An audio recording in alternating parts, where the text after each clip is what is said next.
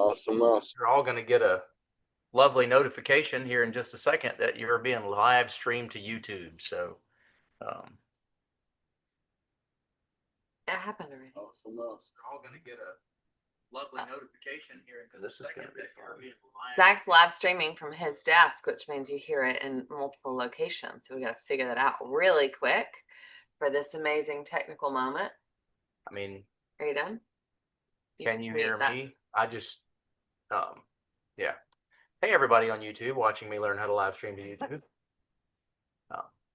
Yeah, so if I mute this, then I can't. I don't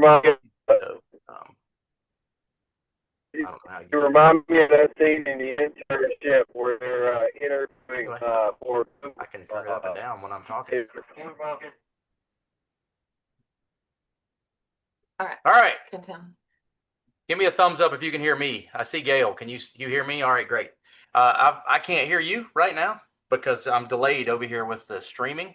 But we want to welcome Tim O'Rourke, our Chief Compliance Officer, but also our partner with the most experience in the markets and those kind of things that we deal with. I work directly with Tim on a lot of the things that we do through the WFS platform. And I always love to read what he sends out on a daily basis and also to hear from him on these days. So, Tim, if you would come on, we'd love to hear from you. Oh, there he is. He's muted. You are still muted. Let's unmute. How's that? Can you hear me? Am I unmuted? Can you hear me? Yes, I can hear you. Okay, great. Thanks, Sonia. Hey, I just sent you all an email. If you would pull up that PowerPoint, Zach.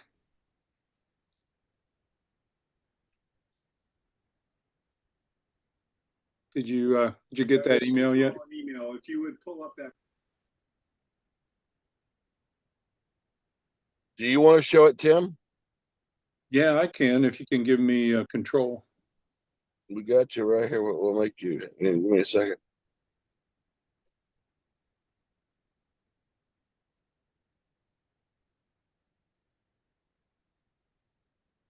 But Zach would have to do it. Zach would have to give you control there. You there? Can you hear us, Zach? Yep, I can hear you.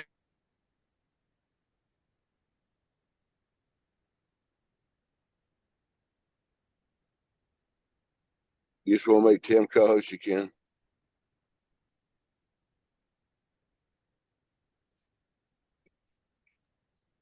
You should be good to go, Tim, with sharing your screen. All right. Can you see that, everybody? Not yet. Okay, hang on. Maybe I have to hit share. If you want me to do it, I can share mine. Yeah, go ahead and share yours. Oh, wait a minute. I think I got it here. How's that? Looks good. All right. Let me hit my. Now, can you see it? Yes. Okay. So there's been a lot going on, and the reason I want to do this, I think there's a good lesson here that we all need to have kind of a greater understanding about the markets and how, because debt is a big deal right now. As we kind of watch, we're the country's in $37 trillion of debt, and nobody's. It's talked about a little bit, and we're watching the markets go up and hit new highs. Nvidia, a lot of Alphabet, a lot of the tech companies are really driving the market. You've heard me talk about this a lot. And there's a lot of things going on in the background here that are interesting to watch as we hit new highs on all these indexes. And if you watch some of the indexes, they're really being driven by certain stocks. And, it's kind of like the old 80-20 rule we talk about a lot.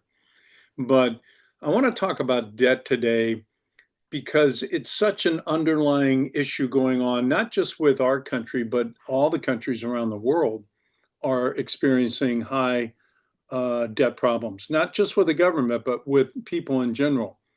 And so spending, if you look at credit cards, it's estimated credit card debt right now is around $1.7 trillion. Automobile debt is up there also. It's all getting higher and higher and higher. Debt for college, debt for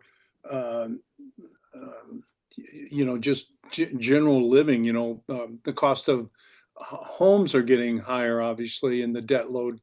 So there's a lot of factors here, and I want to explain debt to everybody so you get it in a real basic level, so you have an understanding of it and you can explain it to people, because I think it's such a relevant issue today that if you understand this, you can explain it to people when you meet with them. All right, so how do I do this? It's not working. There we go. So basically, let's just look at consumer debt. So consumers represent 70% of the economy. Everybody understands that, right? So as the debt rises, repayments rise faster than incomes in a lot of cases. So this is just a basic thesis of debt and how it works. As people have more and more debt, income sometimes don't rise as fast as the repayment, because interest rates, this is the first time in about 12 years now, 15 years actually, that we've seen interest rates rise above really basically 0%. And credit cards are experiencing more failures. And so they're raising their interest rates to now 24%, sometimes 20, as low as 21, but still it's a crazy rate out there. People are carrying a higher balance now than ever before. And so as debt rises, repayments, basically are going faster than the incomes are rising.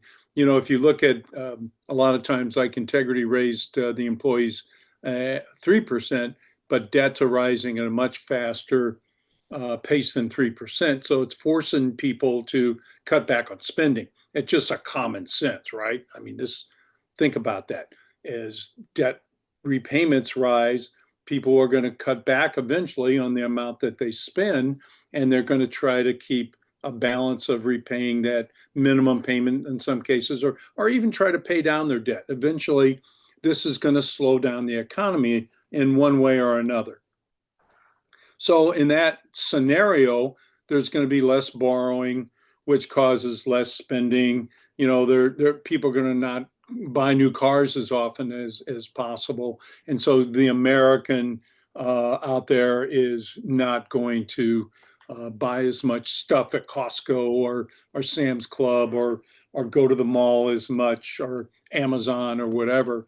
And typically, this is a long time ago, but this is what collapsed the market in 29.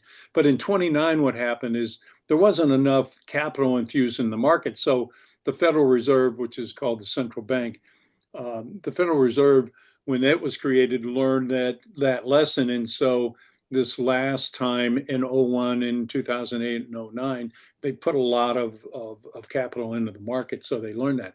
But that's also what drove up the national debt at the same time.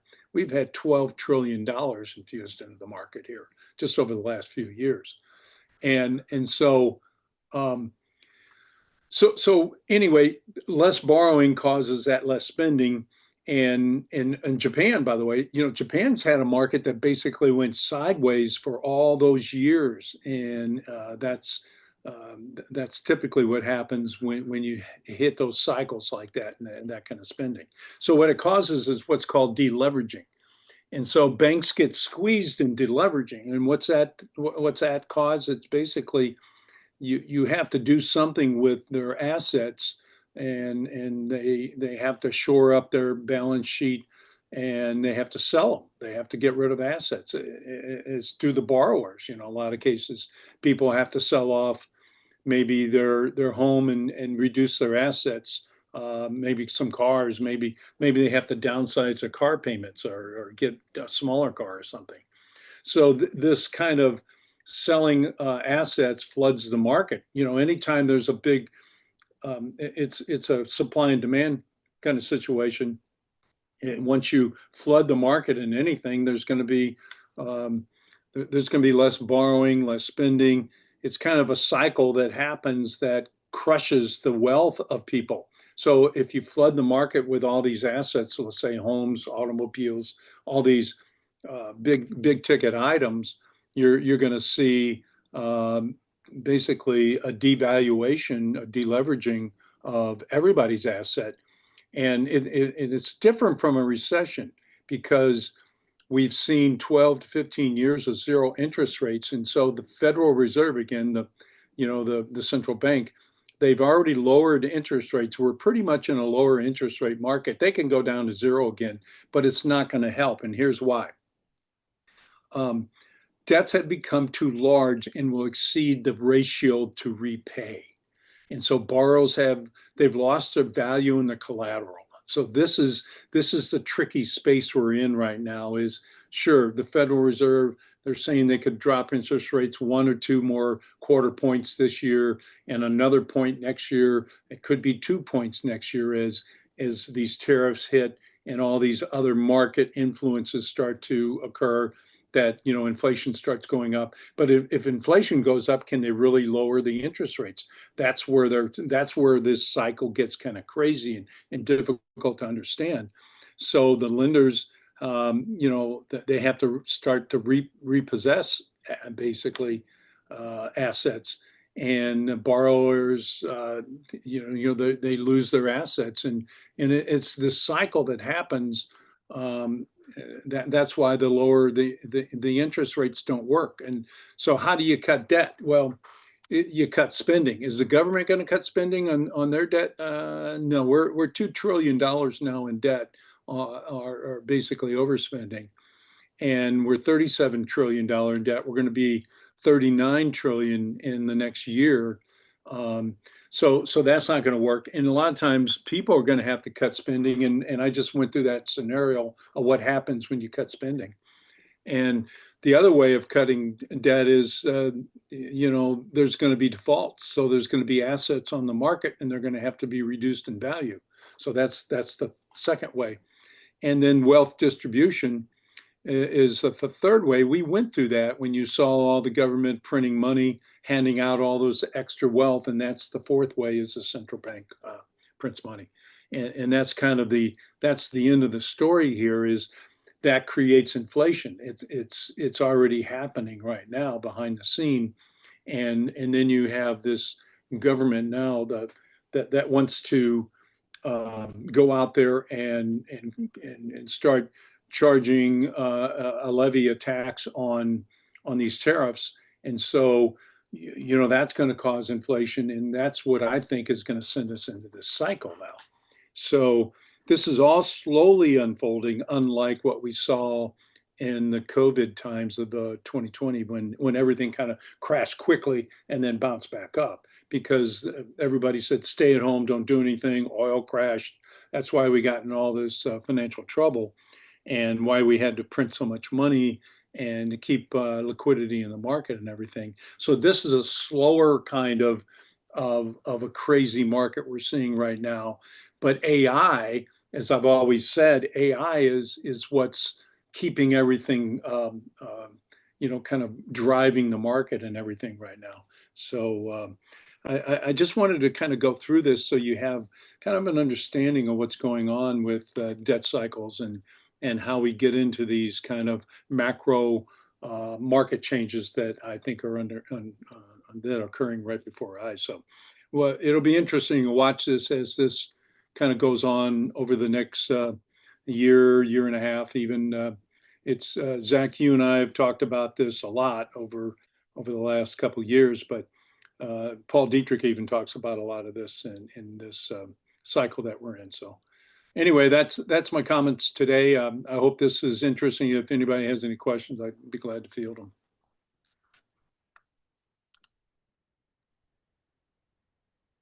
Anybody got any questions for Tim about what he just talked about?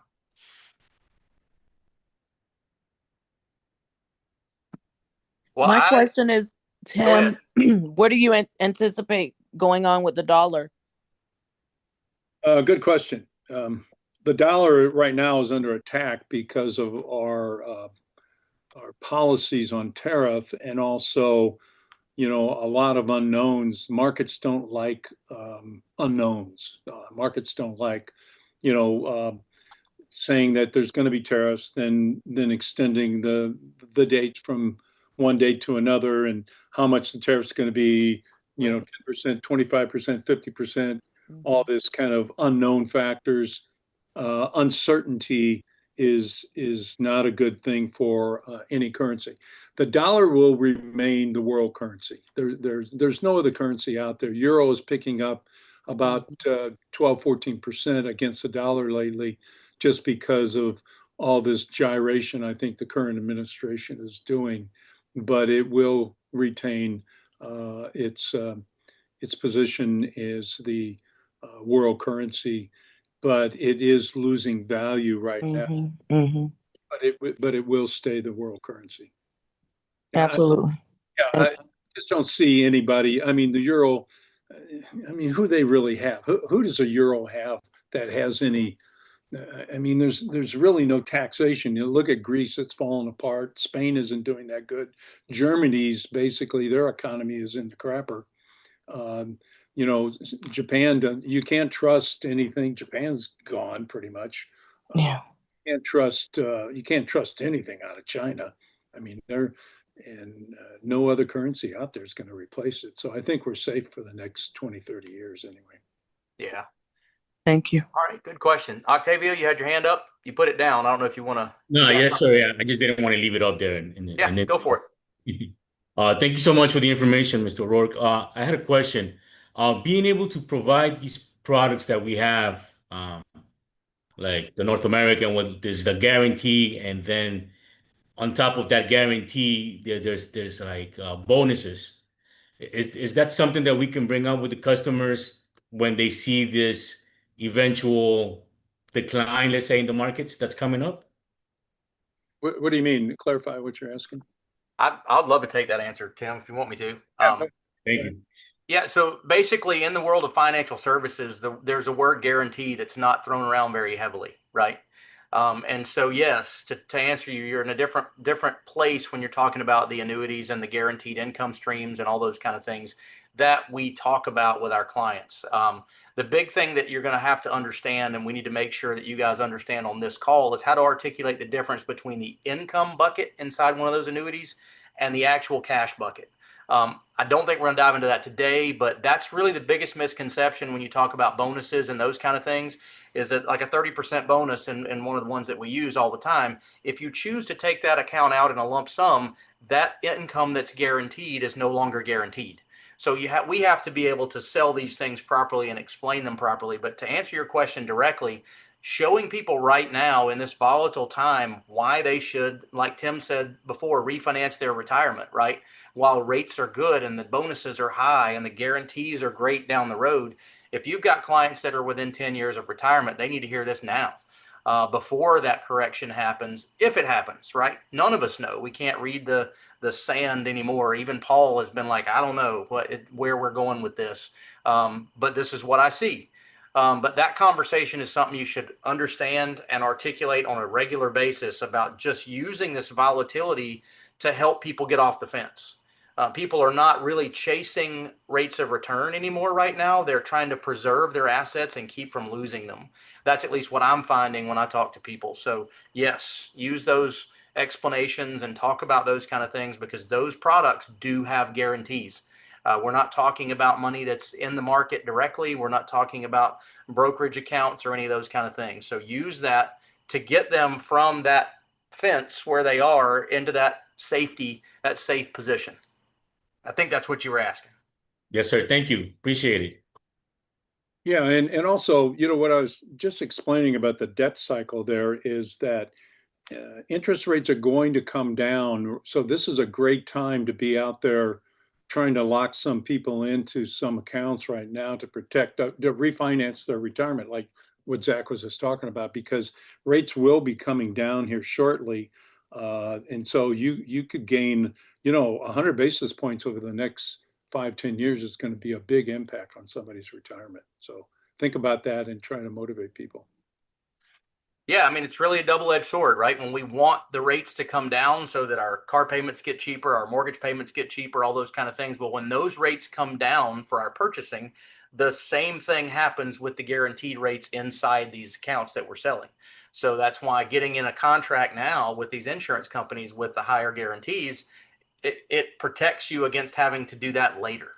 So those are all reasons to, it's like, I want to refinance my house when the rates are low. So I want to refinance my retirement when the rates are high. And now that's what Tim's been talking about that for several months now as a great way to articulate that. And I think that wrapping your head around that direct correlation between rates going down for purchasing and rates going up, it's a good thing to understand. So yeah, great question. Thanks, Tim. But All right, guys. Well, I know that I know Jody's on here still, and I've got several things that we've talked about. We really want to arm you guys with just conversations like this, where you can have these tools and the ability to say the kind of things that will get a conversation started or possibly get you an appointment, get someone to sit down with you without having to go deep in the weeds. And so knowing what Tim has shared with you today about the debt and those problems and all those kind of things helps you to sound intelligent, right? But as my teacher, my training teacher taught me when I was just coming out of my teacher education program and had my first class, is that, and I was teaching 8th grade science. And she said, as long as you know just a little bit more than they do, you're safe. So that in that light, think about it from that perspective. You don't want to sit down with somebody and have them talk about or call you out for saying something wrong or incorrect. So that goes all the way back to the scenario of disaster. Know what's here, what tools you have, and know where to find them. Obviously, this call is a great tool. It's a great asset to hear from Tim and to hear from the other people that present on here so you can get what you need from those things. But that being said, what if you hear about something that you don't know about? And we've seen the slides in the BOP that have all those things that move in that say, while you're here at HGI, we're going to teach you about those concepts.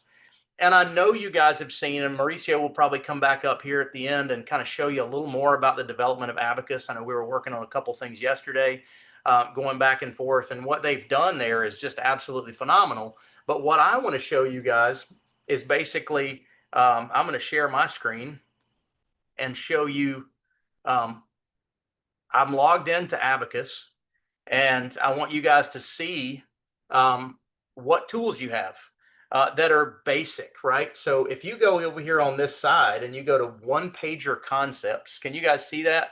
Give me a thumbs up if you can see my screen. All right, good. So go to one pager concepts right there and look at all these. You can say, I want a beginner level. You see where I am right there? I don't want to go into the weeds. I'm a beginner and I want to learn about some beginner level things. And you can talk about the rule of the 4% rule. I know Kimberly's talked a lot about that in the past and gone through that live at some of our things when we did the Atlanta takeover not too long ago. But you can see these concepts, and these will give you talking points. The 4% rule is a really good thing to understand when you're talking to people about whether or not they're prepared for their retirement journey. And basically, your annual income that you can receive in retirement based on the 4% rule is your portfolio value, everything you've got in there, times 4%.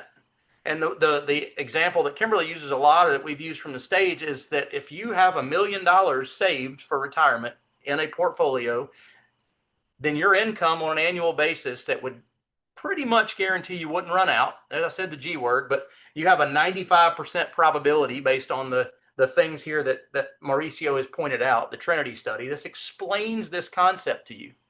So you guys can come in and not just say, well, Kimberly said or Mauricio said that if I take what I have in my account and multiply it times 4%, that's what I can take out. You actually know where the data comes from. You have the ability to have a conversation with people about this. So there's your math. $1 million portfolio at 4%, you can take out $40,000 a year. So when you're talking to somebody one of the things that we want to get them to do with a client is we want to get them to understand the need for them to change their savings habits and to reroute funds from other areas, whether it be discretionary or whatever, to make sure they're prepared at retirement. And so if they know right now they make $75,000 a year, which is the average income in the United States, last time I checked, and they don't have $1 million in savings, then they're probably not going to be able to retire at the level of lifestyle that they want to. And so this is just a good way to have that conversation. When people say, what's your number? This is what they're referring to, is this 4% rule. All the details that you want about this, and there's other historical explanations and those kind of things, you go into Abacus and you can look at this and get yourself some knowledge. So I'll go back to one pager concepts. Pretty sure it's going to let me go back and forth, right? I can still see Gail. Am I back on the main screen there, Gail, with the choices? Okay, good. So again, beginner, intermediate, and advanced. So you have all these different things that you can dive into on your own time. But learning and understanding what these concepts are will really help you with your confidence. It'll help you with the ability to open your mouth and actually say something, because a lot of times people don't say anything because they're afraid to talk about money. They're afraid to be caught in a situation where somebody says, you don't even know what you're talking about. So we want you to borrow the fact that you have people like Tim and like other folks that have been in the industry for a long time, that you can get on the phone call with people if you need to. We do matchups all the time where you can get somebody that's at a different level. And I would highly encourage that, going through the proper chain of command in your hierarchy for that kind of stuff, because everybody's got somebody in their team that can take care of that. But let's look at the rule of 72. This is something that's really common. We've been doing this for 25 years, 23 years now. And I assume a lot of times, which is a bad thing to do, that people I'm talking to know what the rule of 72 is. So don't assume that. In one of our presentation tips that we give, we always say to people when we're across the table from them, are you familiar with the rule of 72? And I don't care if they say, yes, I am, or they say, no, I'm not. If they say, yes, I am, then I say, well, then you know, and I still explain it to them. Because the chances are they're nodding their head and saying, yes, they understand the concept, because they don't want to tell you they don't understand it. Gail, you got your hand up. You want to throw something in? I'm just, where in, obviously Aristotle's going through some updates right now. Where do you get to this within, is it you in under this Health is and Resources? Yeah, this is outside of that right now. It's abacuswizard.com. Okay. And so if you go to abacuswizard.com, you can either log in or you can create a login for you. So you're going to put in whatever email is in the HDI system there in that register page. I might be able to take you to that and see if you want me to do that. So if I go to abacuswizard.com, it might, can you guys see that, Gail? Can you see that? Yes. Yeah. So this is, if you abacuswizard.com, it's going to take you here, and then you can click on login.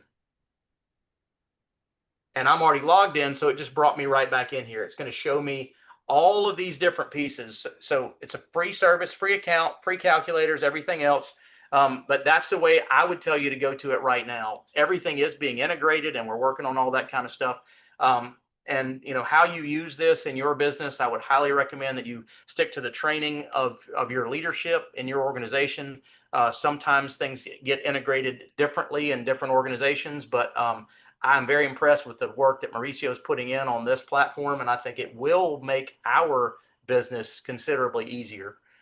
So go here, and then to get to those one pagers like I have, it's right here on the left-hand side. So once you set it up, log in, that's where you would go to do that. And this is there's a lot of cool information in here. So just like playing around in your back office in Aristotle and going through all those things, this gives you another thing to do if you don't have people to meet with and you want to educate yourself. And again, I talk about that being the 9 p.m. to 7 a.m. conversation. When you don't have other people awake to communicate with, that's when you would go study for your insurance test or study these concepts to prepare yourself for after 7 a.m. when you can start talking to folks again. So good question. So let's go back to the one pager, and we'll go back to the rule of 72 where we were before. So I want you guys to understand this concept. It's super simple. You take the number 72 and you divide the interest rate into 72 and it tells you how many years it takes your money to double. So if you're earning interest, that's how you would explain it. But if you're not, if you're paying interest, it works the same way for the bank. And so a lot of times when I'm explaining this concept to clients across the table, I'm talking to them about their credit card debt. I'm talking to them about how to accelerate paying that off and how to do those kind of things. And when I explain to them that the average credit card, and I'm a science person, math, I can do it. I just don't like to, so I like to make it simple. I was doing Common Core math long before everybody else was. I round everything up and down just to make it simple in my brain. And if that statement makes no sense to you, you learn traditionally, and that's awesome. But for me, what I do is I say, so let's just say it's 75%, or the number 75, and the average credit card interest is 25. That means it takes the bank's money 3 years to double. So that means basically every 3 years you're paying them back 100%, and they're still growing. They're still going. There's a reason the banks have all their names on all the big buildings in all the downtown areas, because they understand the rule of 72. And it's either working for you or against you. And I will explain that to people just to, what do you mean? That's crazy. But yes, that's exactly how it works. So I want to get people from paying into the rule of 72, and I want them to start earning based on the rule of 72. So that's how I use that when I'm talking to people, is to get them really frustrated about those high interest rates on their credit cards. And that's when we start talking emergency funds, and we start talking about, if my transmission goes out, I can reach in and pull out money from that instead of having to pay for the transmission 3 times by putting it on a credit card. I talk to people a lot about impulse buying. A lot of the televisions you'll see if you walk into Costco, or you walk into what used to be Best Buy, any of those kind of things, a large 60-inch television, it's got a 2-digit price underneath it, and it's the monthly payment price. And they're counting on you putting it on that credit card, not paying it off on time, and then they're going to get to hit you with all that interest. So the more educated the client is, the more information you can bring to them, the more value you bring, and the more they're going to want to keep listening, and they're going to keep going through that 6-step process. So the rule of 72 is very simple. 3% into 72 means 24 years. So if I have $10,000, it'll be $20,000 in 24 years. Woohoo! I'm excited, right? We also, you can use this when you explain a lot of different things. The annuities we talked about before, rates of return matter. And there are several different pieces of education inside here where we talk about the world of security and the world of risk, and then the hybrid world in the middle, which that's up here in this FNA journey. So we can spend a lot of time in here. Jody, I know we talked about going through some of these basic concepts. I know we want to get Mauricio on here with his expertise here in a few more minutes.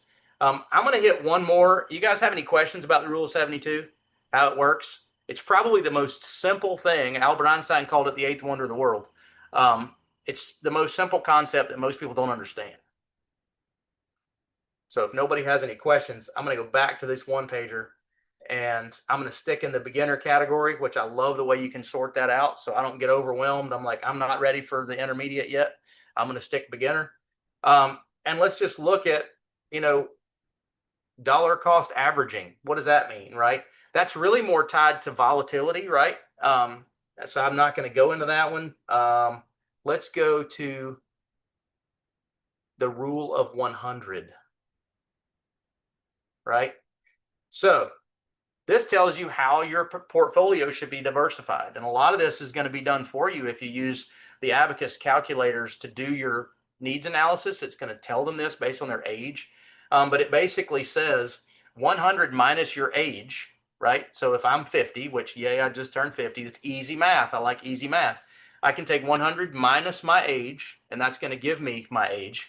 At 50, that means 50% of my portfolio needs to be outside of the market, and 50% of it can be inside the market, right? Mauricio uses this principal protection plan or program to explain that to people. So what that means is I can't afford, based on my time to retirement, to have any more than half of my assets at risk of loss. And so this goes right back to that conversation that we're having at the beginning about those annuities and about where can I put the other half, right? So a lot of the clients that you're going to talk to are going to have all of their money invested in a 401k, and it might even be with their current employer. So you might not be able to put it into annuities, but you can wait and educate and let them move it around inside there to make it a little safer. So I want heard to add, somebody on, Zach, yeah, just so you know, is that the PPP, like I didn't make that up. Is I know. actually, I was researching how to, like the simplicity to explain those. So Investopedia, which is a resource that I think most people use when they want to learn something about finance, actually has a definition as the principal protection programs. That's how they have it. Yeah. And it allow the definition is almost like it is the type of programs that allows you to transfer the risk of losing money. And so they have, banks have these things called market link CDs, and insurance companies have the fixed index annuities. And so the principle of it is that just like you transfer the risk of dying as you pay premium for life insurance, you transfer the risk of losing. Yep. When you what you pay is that upside, whether you pay the spread or the cap, right? So, but you protect your principal from the risk of loss. And the risk of loss when you invest is like over 20%. The risk of dying is just 1% any given day. So that's interesting how we do have life insurance, but we don't have protection for our assets. And so, it's fantastic too, and I appreciate that clarification. I've had people ask PPP because the Small Business Association during COVID did us all a favor and hijacked the 3-letter P's because it was the payroll protection loans that they gave to businesses so they could keep paying employees. So the most people that I've talked to are like, PPP, that's a PPP loan, right? That went to businesses and those kind of things. But no, I know what you're talking about, but it's easy to explain that from that principal protection plan. So we want 50% for me can be at risk, right? And then the other 50% I need to protect. And the most common way 401ks are still invested, if you have a set it and forget it model with Fidelity and some of the larger ones, they have a target date fund, which basically slides the risk as you get older by reinvesting in more conservative things and moving you away from the aggressive things. They just don't have nearly the guarantees on those more conservative things that we can offer with annuities. I know we've probably shown you guys the math, but depending on how far away somebody is from retirement, we can take that 4% rule and make it 8. We can literally double their income that's guaranteed for life, depending on how far away from retirement they are. So we have the tools that once they understand this, if we were to go back to that 4% rule and they're just all downtrodden and beat up and upset about that, then we can say, but wait, you need $1 million, but you only have 500,000. But guess what? We have this cool opportunity. We have this cool product that we can actually take that 500,000 and make it behave like $1 million if you got 10 to 12 years to let it compound. And they look at those numbers and that nationwide illustration shows real quickly what their guaranteed income for life will be. So if you put that in that product at that point in time, bam, that they know that. And then they'll ask, I've had several clients lately that we're talking to and they're like, well, what happens if the market? I'm like, don't worry about it. Well, how do we choose these sub accounts? Don't worry about it. If you want to turn your asset into an income stream, we put it in there today. It's guaranteed to pay you this in 10 years, 12 years, whenever you take it out. And that relieves so much pressure and so much stress off of people that are employees, right? They've gotten paid once a month or twice a month their entire life. And then a lot of people will sit there and stare at an asset pile and not know how to take it out and not know how to, worrying about running out of money, worrying about the market, worrying about all those things. If you can literally eliminate all those fears from that family's retirement with one product, and it is a case by case, we're going to do the whole needs analysis and we're going to find what they need and we're going to plug all those holes, but it's fantastic. I love it. So, Jody, I don't know if you want to add anything before we bring Mauricio on to show off a little bit. But I think if you guys understand where these concepts are, and Mauricio can show you again how to get there and how to create your account, highly recommend that you do that and that you make time, instead of sitting down in front of Netflix, and we on our team kind of made a commitment to replace some of our idle time with book reading and looking at concepts like this to make sure that we're preparing our minds and moving forward. So that's a massive thing for you to do. So yeah, abacuswizard.com. So Mauricio, why don't you, if you got a couple minutes for us, show off a little bit more about the things you guys have been working on. Yeah, I'm glad to do that. We're doing that as we speak. And so got very exciting things to share with you guys. So I'm gonna begin sharing my screen here. Let me, I should have been ready here. I got it. So I'm actually gonna log into Jody's Abacus site here.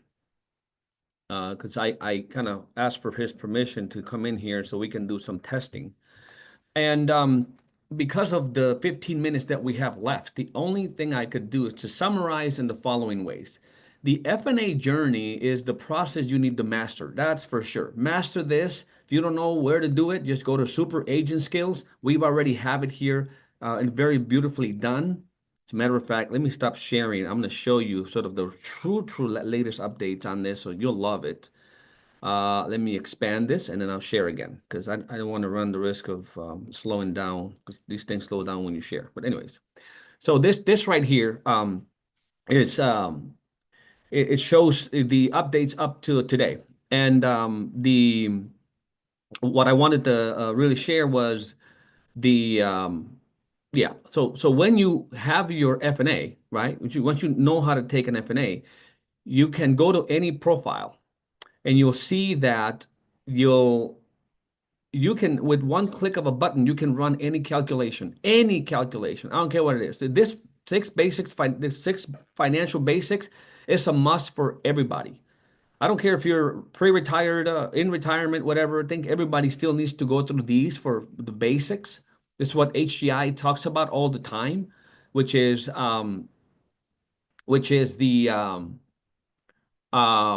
6 steps to financial independence. But these right here, if your clients have any kind of money in the market, in Wall Street, in retirement accounts, things like this, like the market risk, you can just click on this, it'll import the data, and immediately you see the client's currently allocation is 110,000 in the bank and 360,000 in the stock market, retirement account, right? But his proper allocation, according to the rule of 100, ought to be 10,000 in the bank because based on the amount that they need a month, they need only $3,400 a month to pay their expenses. So it's 3 months, right? Goes a little bit higher as you age in retirement, but 3 months, the 252,000 you can have in the market and 206,000 you can have in an IUL and FIA. FIA is probably going to be for the qualified money, and IUL would be mainly for the non-qualified money if you are younger than 55. Here's a beautiful description to teach you exactly how you're going to fund it properly, right? So this is what Zach was talking about is how did you quickly go and have this conversation with the client about this current allocation and how you could now have this conversation, right? And now here's what you can do. You know how to take the annuity conversation, or you should know.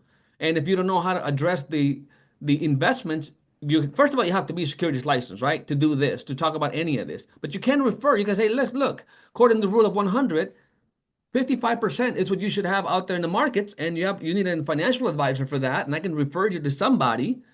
And let me just go to that right away, because when you are with the client, you can always go here. We see where we have the financial needs analysis. This is where you edit the F&A, and this is the summary of everything F&A, like his entire picture. This is why taking the F&A is so important, because now you can even do a financial statement for your client. You have risk tolerances for husband and wife. You have asset, illiquid, and liquid. The whole thing is here.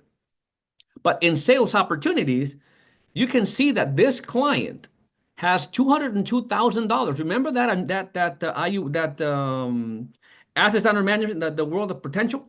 So there is a $200,000 opportunity here that you can refer with one click of a button to Zach. You see, I just did that and it went to Zach. All right, it's right here. Just one click of a button. No more filling out that whole form. It's just one click. It took 1 second for that referral to go. And so that's the point. It's so it's going to help you not lose the client because of other advisors per se. Because once Zach sits in the way, in the middle of this, then he's going to help you because he understands our world. He understands the value that the fixed products bring, which is this one, right? 247,000 could be allocated towards the annuity.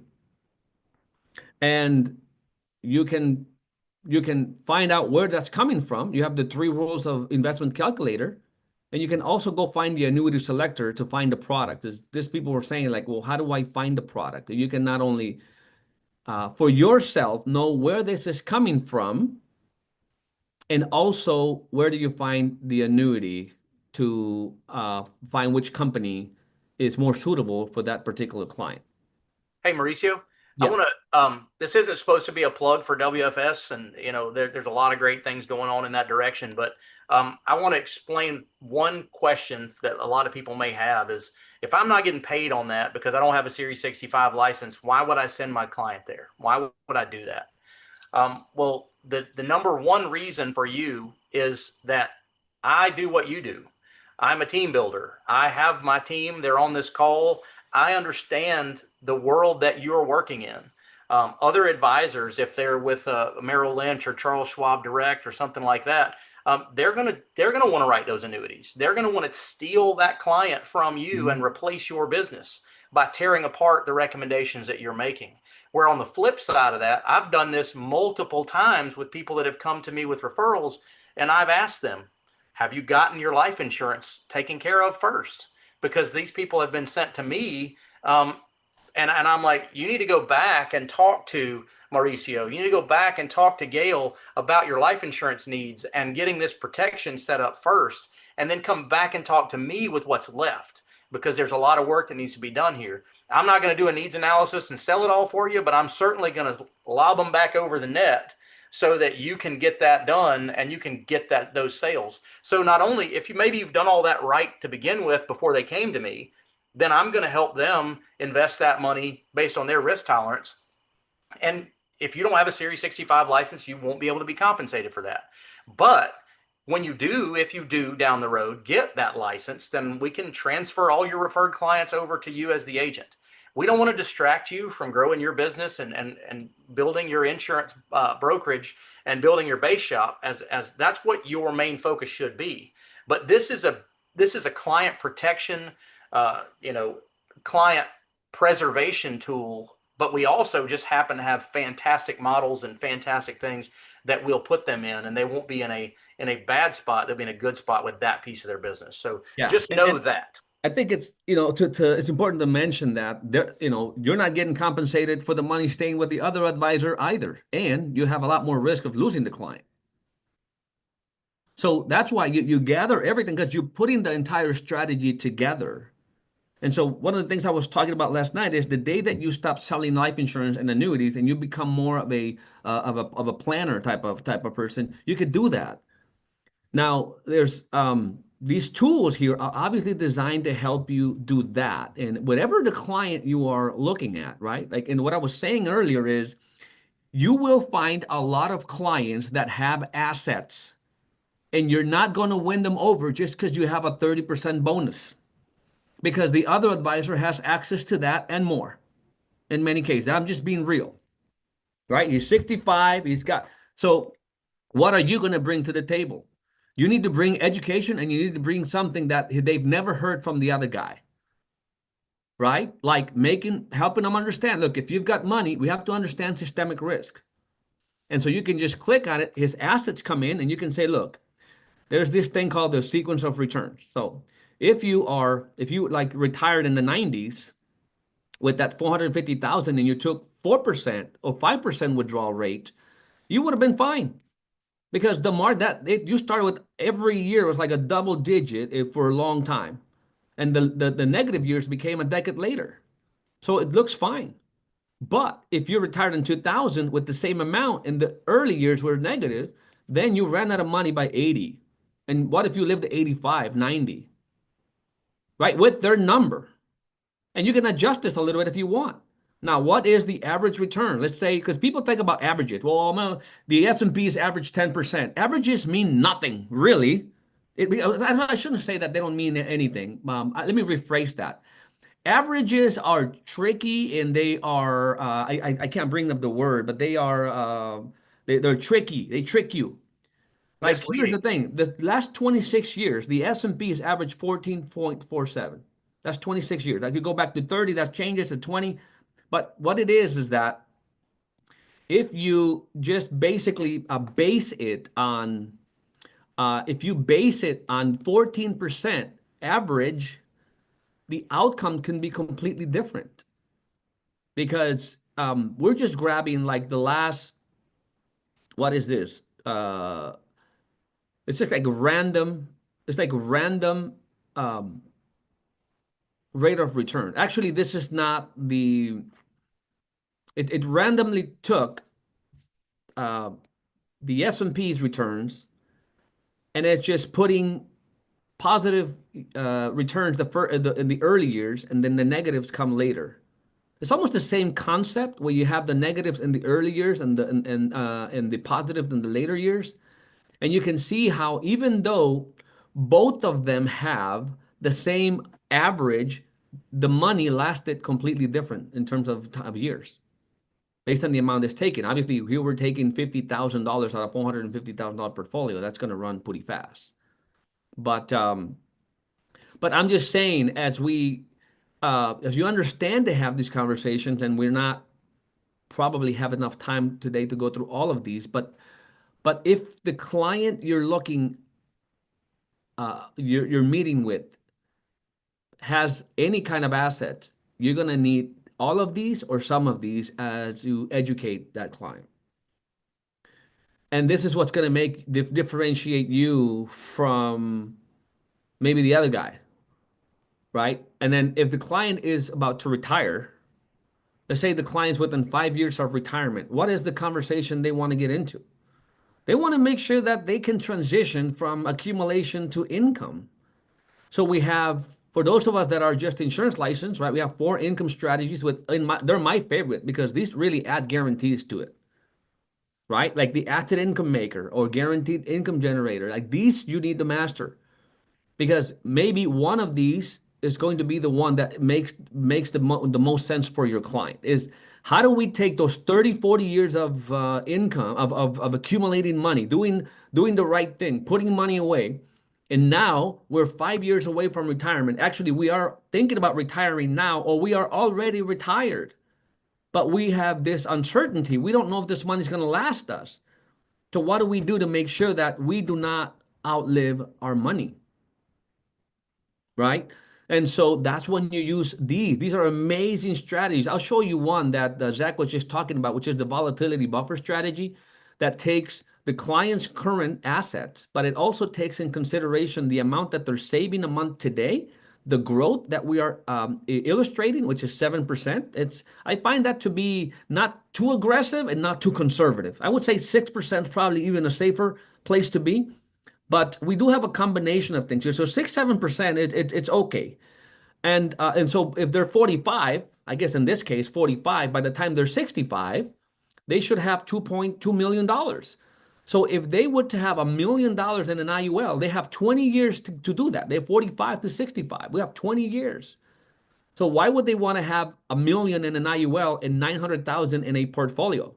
Because when the markets go down, once you run the calculation, you can show them this. Look, you can actually have a much higher withdrawal rate, because when the markets are down, you can get a loan from your IUL, so never have to sell anything at loss. When the markets recover and they're going in the up and up, you can take money, a withdrawal from your portfolio. The markets go down, you take a loan from the policy. And this strategy is just proven to make your money last longer. You have a higher overall withdrawal rate. So this, like, one quick illustrations here can help you really bring the message home, and they'll understand that, hey, he's not just selling me an IUL. There's a strategy behind why I need to have $1 million worth of cash value. So I better get started on that, right? Because that's where, besides, according to the rule of 100, that's pretty much where I need to be anyways by 65. 55% allocation, which is in a FIA. Yeah. Or I want to, right? I want to remind everybody as we kind of wrap up today, because we're right at time. These tools are free to you guys because you're HDI representatives. The work and the effort and all that that's gone into this is absolutely fantastic. No, everything's not perfect yet. Sorry, Mauricio even knows that. He's working on that, and everything is streamlining, and we're putting all this stuff together. But what I want you guys to remember is if you've got questions about these things and how they work, I don't know who you are, or I know a lot of you because I can see some of your faces, but the best way for you to learn these concepts is to see it on your own money, to see it in your own house.